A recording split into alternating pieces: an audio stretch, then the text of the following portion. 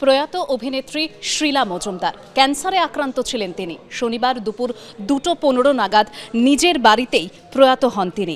কেওড়াতলা মহাশ্মশানে তাঁর শেষকৃত্য সম্পন্ন হবে। অতসী মুখোপাধ্যায় আমাদের প্রতিনিধি আমাদের সঙ্গে এই মুহূর্তে টেলিফোন লাইনে রয়েছে। অতসী, আমরা জানি যে বাংলার পাশাপাশি হিন্দি ছবিতেও তার অভিনয়ের প্রতিভার পরিচয় আমরা পেয়েছি। আজ তার শেষকৃত্য সম্পন্ন হবে। একেবারেই দেখো দেবস্মিতা, যেরকম জানা যাচ্ছে যে দীর্ঘ 3 থেকে 3.5 বছর তিনি ক্যান্সারে আক্রান্ত ছিলেন এবং এই ক্যান্সার নিয়ে কিন্তু তিনি দীর্ঘ সিনেমা করেছেন। ঋতুপর্ণা সেনগুপ্তের সঙ্গে তিনি একাধিক সিনেমা করেছেন এবং তারই সঙ্গে বলা যায় যে আজকে ঋতুপর্ণা সেনগুপ্ত তার বাড়িতে উপস্থিত ছিলেন এবং তিনি কান্নায় ভেঙে পড়েছেন এবং এই মারণ রোগকে জয় করেও কিন্তু তিনি এগিয়ে যাচ্ছিলেন। বিভিন্ন অনুষ্ঠানে তাকে নিয়মিত দেখা যেত, সবার সঙ্গে হাসি মুখে তিনি আলাপচারিতায় থাকতেন। কিন্তু আজকে দুপুর 2:15 নাগাদ তার শেষ নিঃশ্বাস তিনি ত্যাগ করেন। বহু সিনেমা করেছেন, স্বর্ণযুগের জনপ্রিয় এই অভিনেত্রী বহু সিনেমা করেছেন এবং একাধিক সিনেমায় তিনি হিট সিনেমা দর্শকদের উপহার দিয়েছেন বলাই যায়। এবং যেরকম জানা যাচ্ছে যে এই ক্যান্সারের কারণেই তার আজকে নিজের বাড়িতেই তিনি প্রয়াত হন এবং কেওড়াতলা মহাশ্মশানে তার শেষকৃত্য সম্পন্ন হবে আর কিছুক্ষণ পরে। ধন্যবাদ অতসী। আমার দিদি চলে গেল, কিন্তু মনে হয় না এটা বলতে পারবো আমি কখনো যে আমার দিদি চলে গেছে। কারণ আমার দিদি এতটাই শক্তি যে সে সবসময় আমার মধ্যে, আমার ভেতরে শক্তি যোগায় সবসময়। এই মানুষটা চিরকাল আমাকে বলেছে যে ঋতু, তুমি কখনো থামবে না, তুমি কখনো ভাঙবে না, তুমি সবসময় এগিয়ে যাবে যত প্রতিকূলতাই আসুক।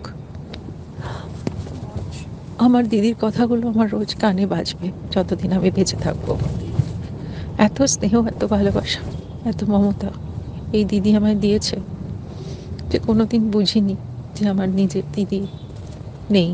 কিন্তু আমার নিজের দিদি শ্রীলা মজুমদার, প্রথিতযশা অভিনেত্রী, যার অভিনয়ের ছটা দিকে দিকে সারা পৃথিবীতে বিখ্যাত। এত বিখ্যাত বিখ্যাত কাজ উনি করেছেন, এত বিখ্যাত বিখ্যাত মানুষের সাথে উনি জড়িয়েছিলেন। প্রত্যেকটি ইন্টারন্যাশনাল ডিরেক্টরের সাথে ওনার কাজের নজির রয়ে গেছে। এই মুহূর্তের বড় খবর, আগামীকাল সকালে বিহারের মুখ্যমন্ত্রী পদ থেকে ইস্তফা দেবেন নীতিশ কুমার। মুখ্যমন্ত্রী নীতিশ কুমারের ঘনিষ্ঠ সূত্রে এই খবর পাওয়া যাচ্ছে বলে দাবি করছে পিটিআই। আরেকবার বলবো, আগামীকাল সকালেই বিহারের মুখ্যমন্ত্রী পদ থেকে নীতিশ কুমার ইস্তফা দেবেন বলে দাবি করেছেন নীতিশ কুমারের ঘনিষ্ঠ একজন, এমনটা পিটিআই সূত্রে বলা হচ্ছে। আগামীকালই এনডিএতে যোগ দিয়ে সন্ধ্যেয় ফের মুখ্যমন্ত্রী পদে শপথ নেবেন নীতিশ কুমার।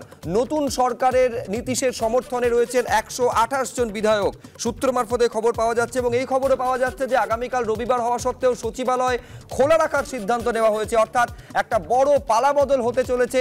অর্থাৎ এনডিএর মুখ্যমন্ত্রী পদে আগামীকালই শপথ নিতে চলেছে নীতিশ কুমার। এই সম্ভাবনা যত জোরালো হচ্ছে, একের পর এক বিষয় উঠে আসতে চলেছে।